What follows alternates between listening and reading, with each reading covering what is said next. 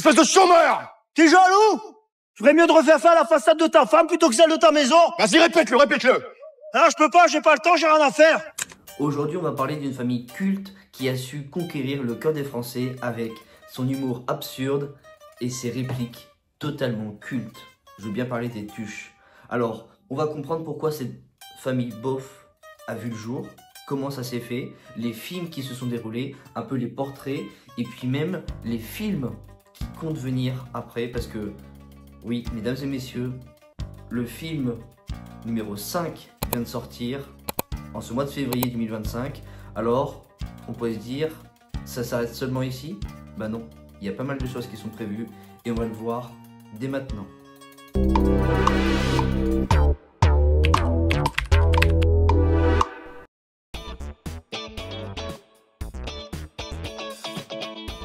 Alors pour comprendre comment ça a vu le jour, comment cette famille tout aussi bof et aussi authentique a pu voir le jour, comment elle a pu naître, eh ben faut se repencher en 2011 avec Olivier Barou, oui, le réalisateur du film.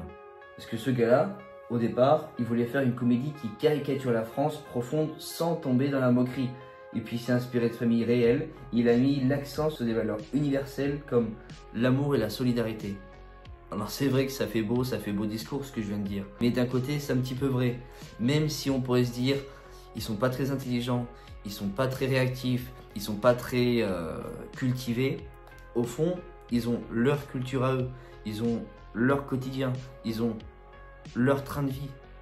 Et c'est vrai que c'est ça qui les met en contradiction avec pas mal de choses. On pourrait se dire que c'est comme la télé-réalité, vous savez. Par exemple, les Marseillais face à autre chose. On peut mettre les Marseillais face à n'importe qui, il y aura toujours deux clans séparés. Et ben là c'est pareil, c'est les Tuches face à tel univers, tel univers, tel univers, tel univers. Et on va le découvrir avec les portraits, mais je peux vous dire que la famille, elle est largement bien représentative de certains. Parce que je ne connais pas tous les Français, hein, faudrait connaître 70 millions de Français, je ne connais pas 70 millions de Français personnellement, mais on peut bien dire que c'est pas forcément que de la fiction, il y a bien des gens qui existent, un peu comme les Tuches. Avec un T, comme t'es là. T'es là ou t'es pas là?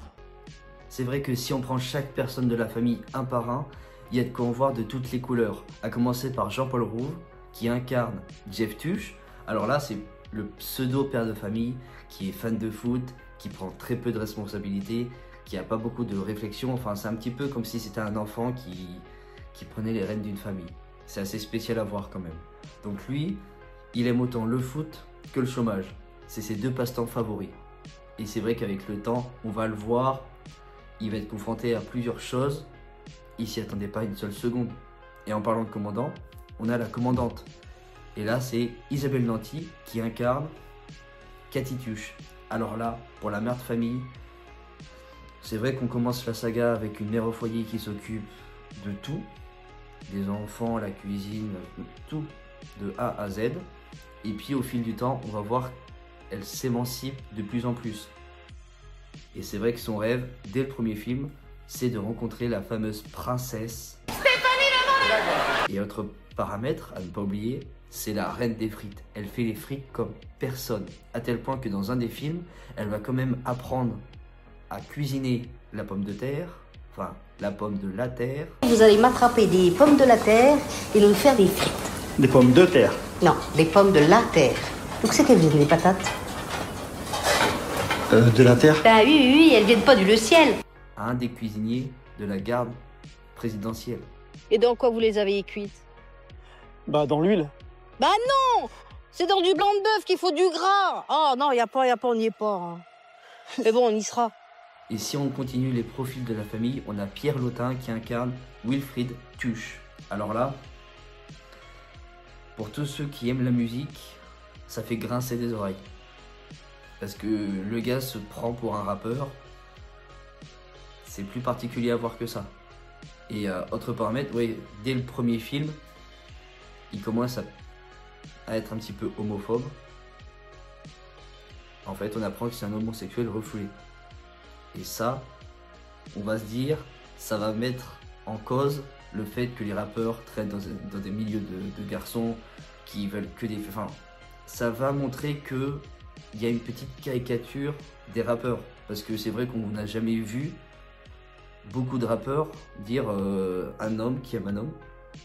C'est plutôt dans un sens, mais on s'égare, on s'égare. Non, lui vraiment, il se prend pour un rappeur affirmé, il pense qu'il a un talent et il s'amuse dans chaque film à reprendre, dès que quelqu'un dit quelque chose, il fait un commentaire dessus, il essaie de slammer un petit peu, de rapper dessus. Celui qui est vraiment la graine et peut-être l'exception de toute la famille, c'est Donald Tuche, qui est incarné par Théo Fernandez. Alors lui, ce qui est super, ce qui est incroyable, c'est que le premier film a commencé il y a à peu près bientôt 15 ans. Et il a commencé à être là quand il était jeune adolescent. Maintenant c'est un adulte, voilà, c'est un vrai adulte, tout ça. Et au fil des ans, on a pu suivre l'adolescence du coin-coin, comme il l'appelle Jeff. Et ben du coup, ce qui est super, c'est qu'on a pu voir sa progression du premier au 5e film. C'est incroyable, parce que ça arrive pas partout. Les autres acteurs, on dirait qu'ils n'ont pas changé. C'est le seul qui évolue. Et au niveau des femmes, on a Sarah Stern qui incarne Stéphanie Tuche. Ouais, comme la princesse. Comme par hasard. Elle se croit comme la diva de la mode. De tout, de l'élégance, du fashion, du glamour, de tout. Et là aussi, c'est une caricature parce que le nombre de personnes que j'ai vues comme elle, je vous jure, ça existe. Hein, dans la réalité, j'ai vu des personnes où j'ai cru que c'était Stéphanie Tuche. Donc elle incarne quelqu'un qui se prend pour la reine du glamour, de tout ça. Et depuis qu'elle a été élue Miss Bouzole, elle est sur un petit nuage et elle croit qu'elle est vraiment aussi belle. Elle a un melon mais énorme, énorme. Et elle se dit mais je suis la reine, je suis la queen. Enfin, après elle a une bonne dose de confiance en elle, mais je pense que c'est un petit peu plus important que certaines. Et je vous rassure, elle est comme le reste de la famille, elle n'est pas très intelligente. C'est pas elle qui a la lumière la plus éclairée du plafond, comme on dit. Enfin, comme je dis. Enfin, je connais pas l'expression, mais voilà, je viens de mélanger les choses. Bref. Puis le meilleur pour la fin, Mamie Suze. Alors, je dirais pas que c'est ma préférée, parce que pour moi, chaque profil, je les préfère. Elle, bon. Alors, comment expliquer? Elle raconte n'importe quoi, mais on comprend tout. Oui. Alors, les gens de la famille font oui, on fait style de comprendre, oui, d'accord. Sauf que nous, les téléspectateurs, les spectateurs, il y a des sous-titres. Et ça nous permet de comprendre ce qu'elle dit réellement. Des fois, c'est un rapport avec la conversation. Et puis des fois, enfin surtout, quasiment tout le temps, pas du tout. Et c'est ça qui est drôle. Autre paramètre, c'est qu'elle a l'air d'être un peu une ado rebelle. Elle adore tout ce qui est métal, rock. Elle s'habille un petit peu comme ça dans un des films. Mais sa passion, ça reste la Suze. Comme son prénom. Enfin, son nom de famille. Enfin, son surnom. Enfin, son appellation, quoi. Bref.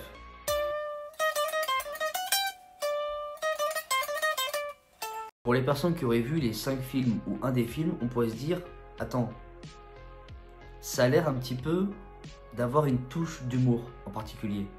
Oui, c'est un petit peu celui des nuls. Vous savez, le groupe d'humoristes avec Chantal Lobby, Dominique Farrugia, Alain Chabat, et le 4e, mais je ne me rappelle plus comment il s'appelle. Ces 4 personnes, qui sont devenues 3, suite au décès du 4e, et ben ces 3 personnes ont réussi à créer une sorte de signature, on arrive à les reconnaître. C'est absurde, mais en même temps c'est une caricature, on a l'impression que c'est réel, et puis vraiment c'est quelque chose qui permet de se dire, on arrive à s'identifier tout en se disant, mais attends, c'est pas nous ça. Non, c'est pas nous. Parce qu'on a tous une part de Tuche en nous. Même moi, hein, même toi qui me regarde, même la personne qui est à côté, qui est pas là, enfin, toutes les personnes à une dose, à une dose. Au fond de soi, a une dose de Tuche. Et c'est ça que les réalisateurs et toute l'équipe qui a écrit le scénario, tout ça, a pu comprendre qu'on pouvait tous s'identifier tout en disant « Ah non, c'est pas moi ça, moi je suis pas comme ça. » Bon après il y en a certains qui vont dire « Ça c'est moi ça ». Ils vont se rebeller, ils vont dire « C'est moi, c'est... » Ils vont le revendiquer carrément. Le premier film, qui sort le 1er juillet 2011, Là, on raconte un petit peu l'histoire des Tuches qui sont endettés. Les huissiers veulent prendre la maison. C'est une famille plus que modeste. Et un beau jour, ils se retrouvent à gagner à la loterie 100 millions d'euros. Et le premier truc qu'ils font, c'est prendre la Nevada, la fameuse Nevada qui sera là dans les 5 films. Et ils vont direction Monaco parce que oui, Cathy Tuche va aller voir sa princesse préférée. Et du coup, ils ont même une villa avec une vue sur le rocher de Monaco. Vous savez, Monaco. Oh Monaco, chez toi il fait toujours chaud. Donc chacun va faire ses aventures. Je vais pas spoiler chaque film bien sûr, mais on découvre un petit peu les Tuches assez modestes dans un lieu huppé, de riches, de gens fortunés. C'est un petit peu si des gens rustiques de la campagne allaient dans les plus beaux endroits chics et huppés de Paris. C'est un petit peu ça. Ils se sont pas dit on va faire les Tuches à Paris, ça sert à rien. Ils se sont dit tiens, Monaco, c'est la caricature du luxe, alors on va les amener. Ce qui est super, c'est qu'on a Olivier Barou qui va faire les 4 premiers films en tant que réalisateur et on va avoir une petite touche des nuls déjà avec Chantal Lobby qui elle sera dans le scénario, qui va expliquer un petit peu les trucs et on ressent un petit peu cette dose d'humour. On a Les Tuches 2 qui est sorti le 3 février 2016 et là c'est le petit Donald qui réussit ses études aux États-Unis et la famille se dit et si on allait le voir? Je pense que pour lui c'était un petit peu une mauvaise nouvelle d'apprendre que sa famille allait débarquer, surtout que Jeff Tuche va devenir chirurgien alors qu'il n'a aucune compétence dedans. Et ils vont faire l'aventure avec un camping-car. J'ai pas mes cartes dessus, mais je crois que j'ai perdu plus de 15 cartes. On avait 15 cartes. Comment on a pu les perdre? Tu peux payer une carte, pas 15. Tu peux payer 2 cartes, pas 15.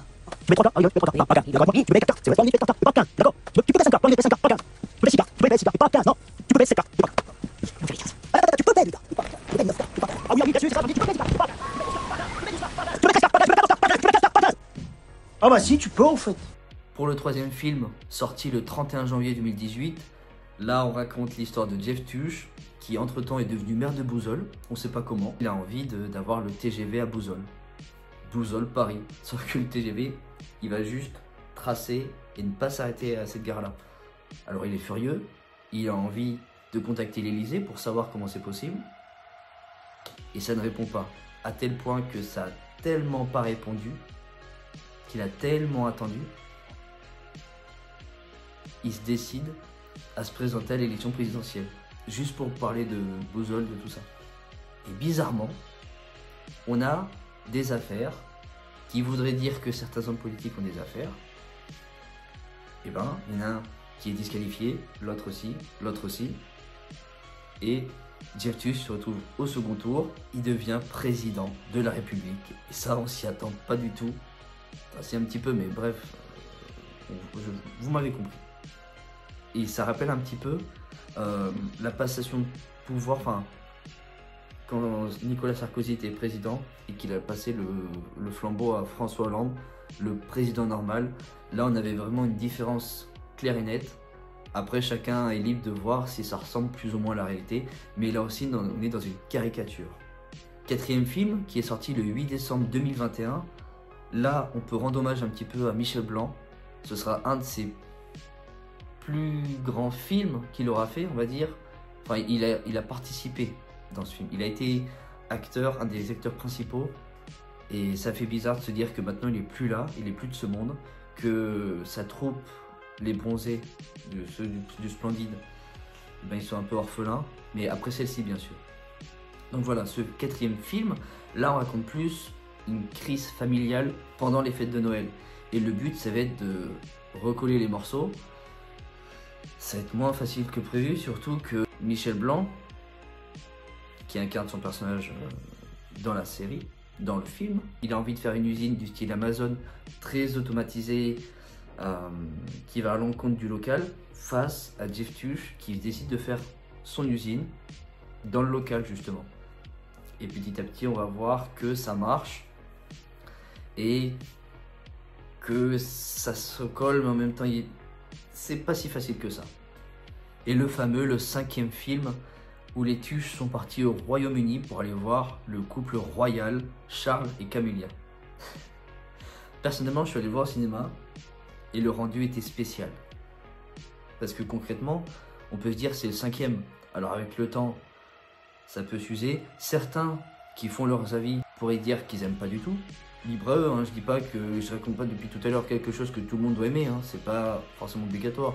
Mais c'est quelque chose qui est devenu culte, que les gens ont adoré. Ça s'est compté sur des millions de spectateurs. C'est pas quelque chose qui a bidé. La preuve, on en est au 5e. Ils se seraient pas amusés à faire 5 films si ça ne marchait pas autant. Si je peux vous donner mon avis sur le film, pour ceux qui sont allés le voir ou pas encore, ou qui veulent savoir comment ça se fait. Alors, déjà, tout ce qui est Royaume-Uni, Angleterre, tout ça, c'est pas ma tasse de thé. Et pourtant, j'ai adoré. La démarche, bon, c'est vrai qu'il y a un fil conducteur, mais c'est pas forcément très structuré. Il y a des passages qui sont assez aléatoires, mais on arrive quand même à comprendre l'histoire. La blague est toujours là. Il faut savoir que là, pour le 5e, c'est Jean-Paul Rouve qui a fait le film, qui l'a réalisé. On a aussi Alain Chabat des Nuls, le fameux comeback. Et dans le scénario, enfin voilà, on a une présence, enfin on sent un petit peu l'humour qui est toujours là.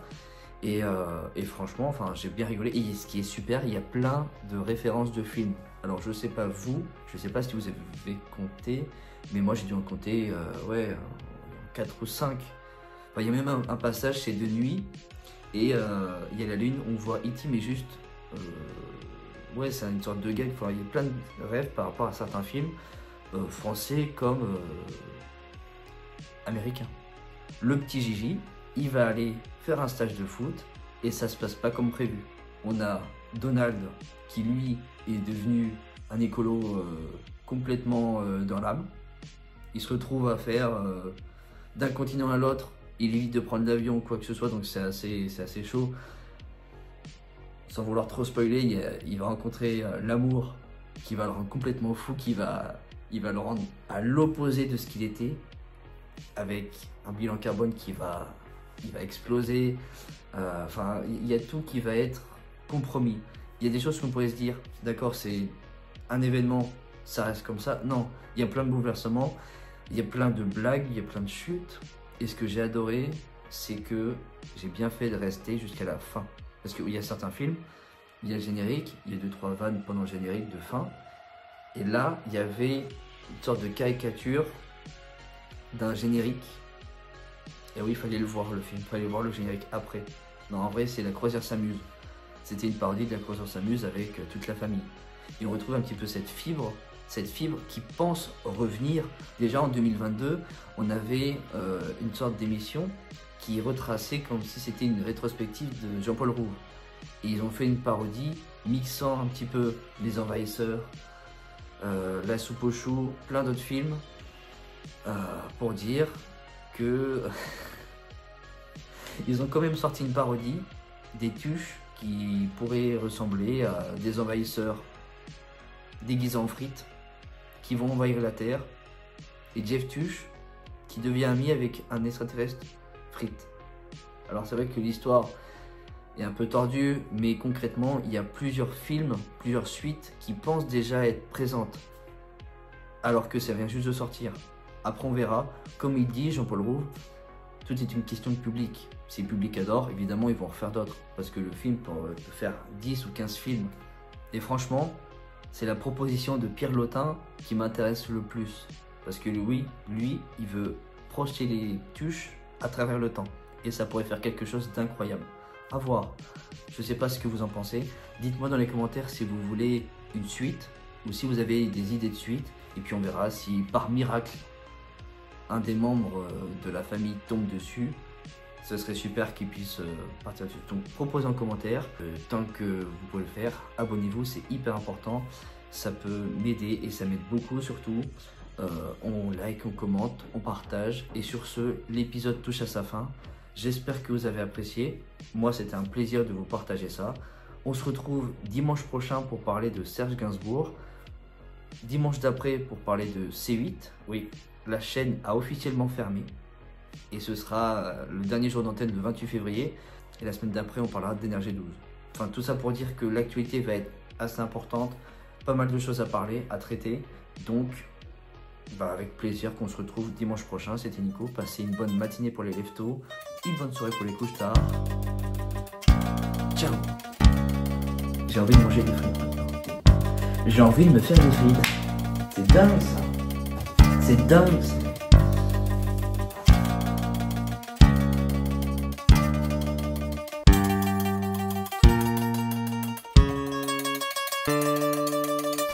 Qui va redonner la banane à la France.